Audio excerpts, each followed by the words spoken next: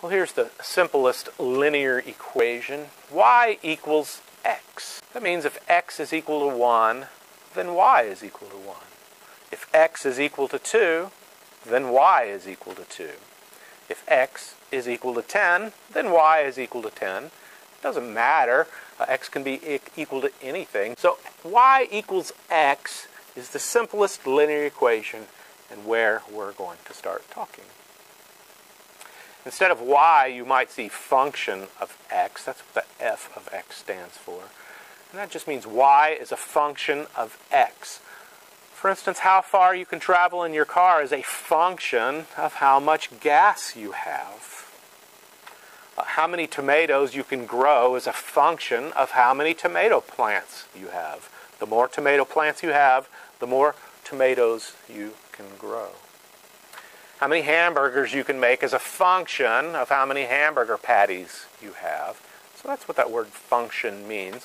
One is completely dependent on the other. The function of x is completely dependent on x.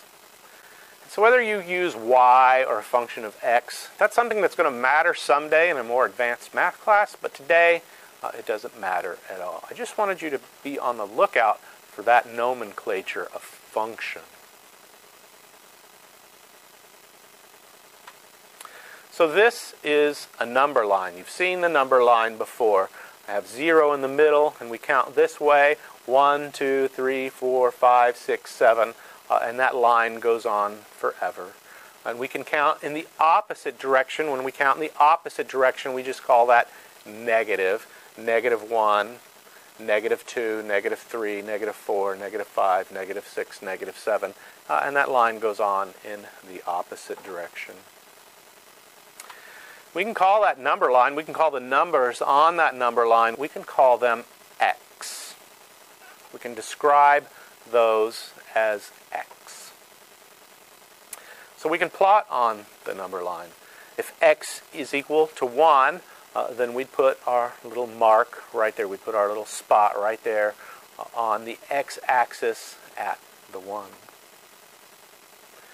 If x is equal to 4, then we'd plot the x equal to 4, just like this.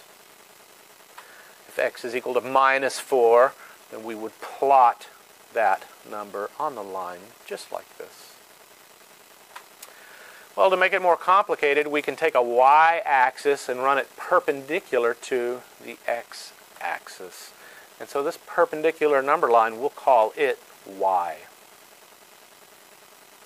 We can also call it a function of x, because the number on this number line, y, is completely dependent on the number x. And that's one of the special properties of linear equations. So we can plot on the y-axis as well.